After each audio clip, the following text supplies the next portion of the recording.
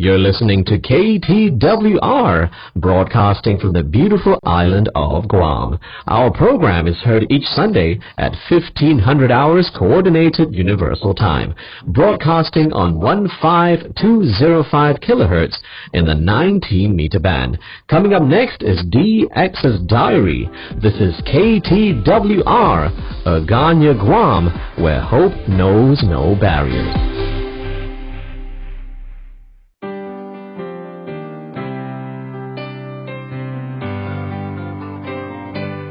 Friends and fellow DXers, welcome to DX's Diary, the 5-minute weekly radio show produced and presented for Transworld Radio by your friend and host Arunkumar Narasimhan from Chennai in India. This program is broadcast every Sunday in 15205 kilohertz in the 19-meter band from 1500 hours Coordinated Universal Time in Agana, Guam. This program provides you with all information that a DXer or an amateur radio operator needs. It has different segments such as propagation reports, history of radio stations, announcements about pen pals, and listeners' logs. In the first segment, let us see how the sun and sunspots are helping radio broadcast and listening. The sunspot number this week is 79, SFI forecast is 130, and A index ranges from 8 to 10. For the past several weeks, we have been broadcasting information about shortwave radio clubs across the world. From this week, for a change, we have been broadcasting information and history about radio stations across the world. This week, we have information about the history of radio broadcasting in Somalia. The people of Somaliland initially heard radio broadcasts from northwest of the country during the British colonial period. In 1960, British Somaliland merged with Italian Somaliland to become a new nation called Somalia. Radio Mogadishu was then the first Somali-run radio station, and it served as a powerful knowledge tool for Somalians. Apart from politics, Radio Mogadishu also broadcast music and entertainment to its listeners.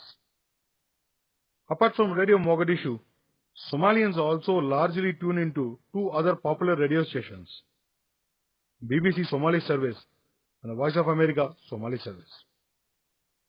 Today there are 56 radio stations in Somalia, and most of these radio services in Somali broadcast only in the FM band, as it is effective in covering a larger audience and is also very cheaper. But in many parts of Somalia, people continue to listen to radio programs in shortwaves, as FM signals don't reach further areas.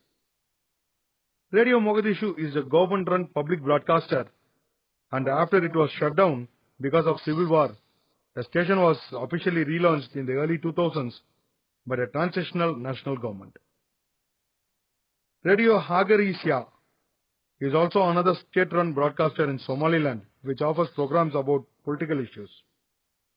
There are some more popular radio stations in Somalia.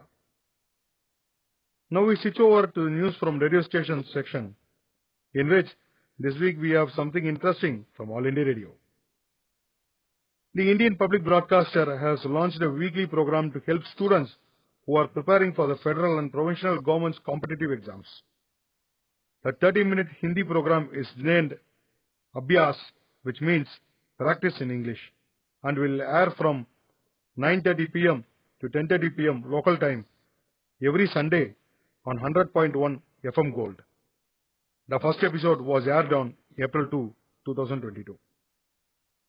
A statement from AIS News Service Division said that the first episode was on modern history.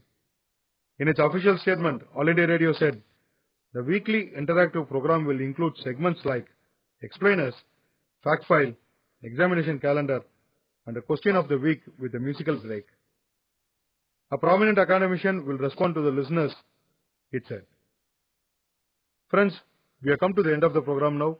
As in the past, I request you to send your listeners' logs, band scans, reception reports, views, and opinion about the program to dxsdiary@gmail.com.